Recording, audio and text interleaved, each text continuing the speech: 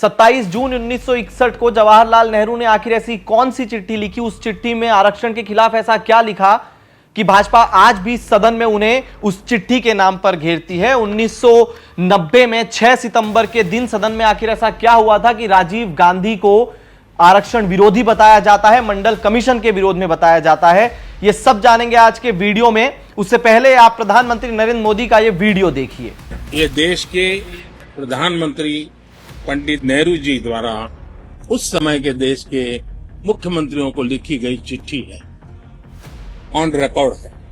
मैं अनुवाद पढ़ता हूं। मैं किसी भी आरक्षण को पसंद नहीं करता और खासकर नौकरी में आरक्षण तो कतई नहीं। ऐसे किसी भी कदम के खिलाफ हूं जो अकुशलता को बढ़ावा दे, जो दोयम दर्जे की तरफ ले जाए। ये पंडित नेहरू ने मुख्यमंत्रियों को लिखी हुई चिट्ठी है। नेहरू आर्काइव्स, जिसमें पंडित जवाहरलाल नेहरू के द्वारा लिखे गए सारे लेटर्स आज तक सुरक्षित हैं, उसका डिजिटल प्लेटफॉर्म है।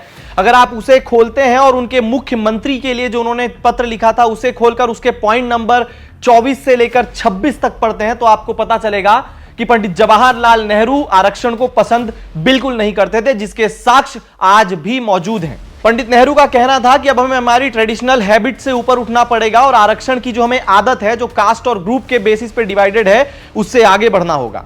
इसके आगे पंडित नेहरू उसमें कहते हैं कि laying down the help should be given on economic conditions and consideration and not on caste. यानी तब तो ओबीसी था नहीं, एसटी और एससी कम्युनिटी को वो इकोनॉमिक के बेसिस पर दी जानी चाहिए, ना कि कास्ट की। उसके आगे नेहरू अपने कड़े शब्दों में कहते हैं कि I dislike any kind of reservation, more particularly in service.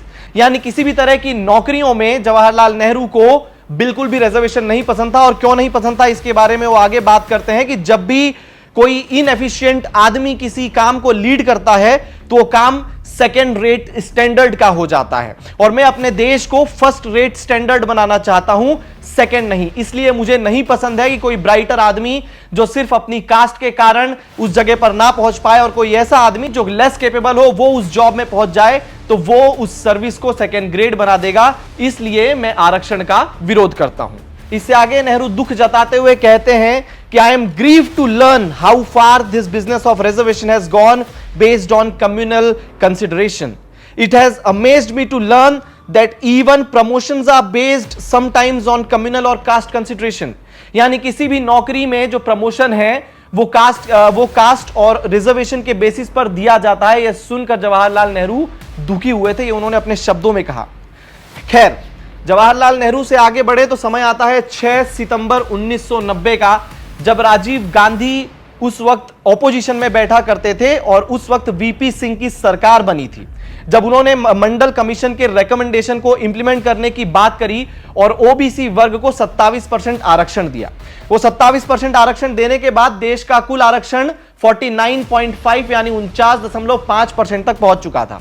दरअसल मंडल कमीशन आया था जब 1978 में जनता पार्टी जीती थी, इंदिरा गांधी के इमरजेंसी के बाद जब हार हुई थी।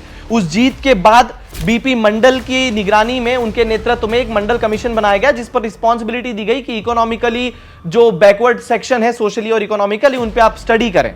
और उनकी मंडल कमीशन की रिपोर्ट के मुताबिक देश में एक ऐसा वर्ग था जिसे हम आज ओबीसी यानी अदर बैकवर्ड क्लासेस के नाम पर जानते हैं, और उसे लगभग देश में 27% आरक्षण दिया जाना चाहिए था, जिसे उन्होंने 1978 में स्टार्ट किया था और 1980 में उस रिपोर्ट को कंप्लीट किया था।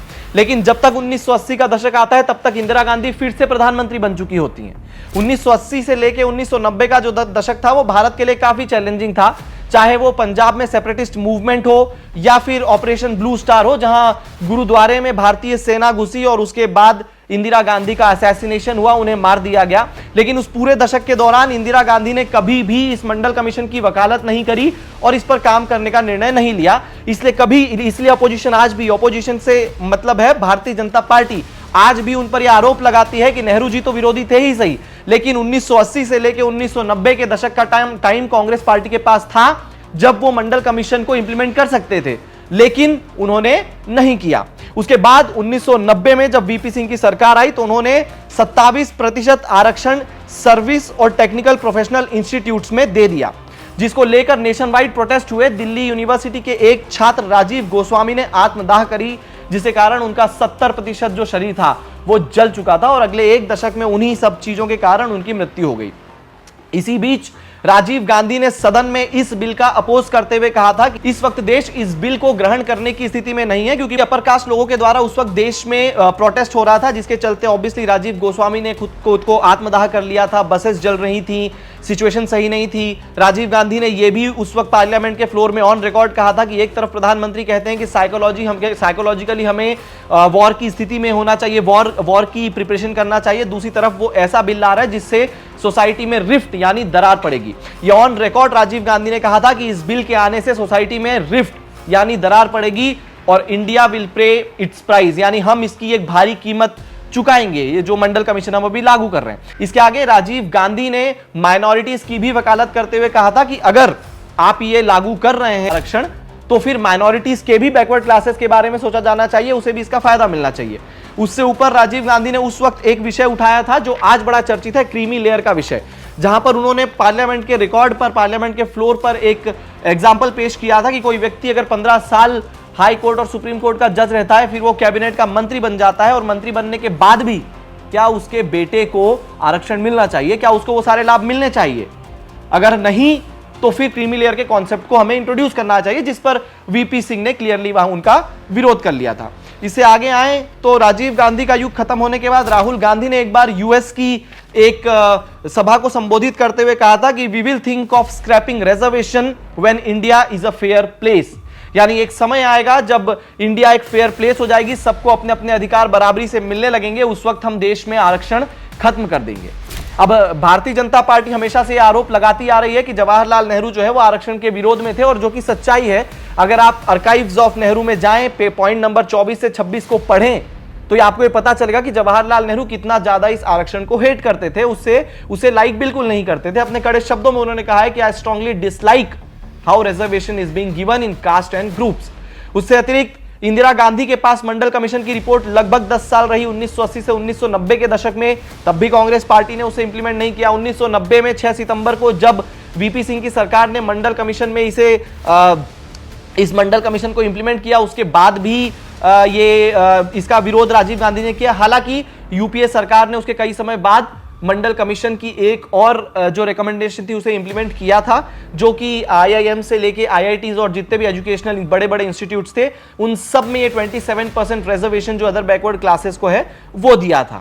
तो ये पूरी कहानी है, ये बैकग्राउंड है जिसको लेकर आज भी भारतीय जनता पार्टी और कई सारे जो लेफ्ट को ना मानने वाले लोग हैं, राइट विंग के लोग, वो ये कहते हैं कि राहुल गांधी भले ही आज आरक्षण के नाम पर अपनी राजनीति चमका रहे हों, लेकिन जवाहरलाल नेहरू कभी इस आरक्षण का विरोध किया करते थे। राजीव गांधी ने मंडल कमीशन का विरोध किया था। इंदिरा गांधी ने अपने कार्यकाल में कभी मंडल कमीशन के रिकमेंडेशन को इंप्लीमेंट नहीं किया। वो अलग बात है कि यूपीए सरकार ने मंडल कमीशन के एक रिकमेंडेशन हायर एजुकेशन में जो ये रिजर्वेशन था उसे जरूर दिया था, लेकिन उसके पहले कांग्रेस पार्टी इसका विरोध करते आई है।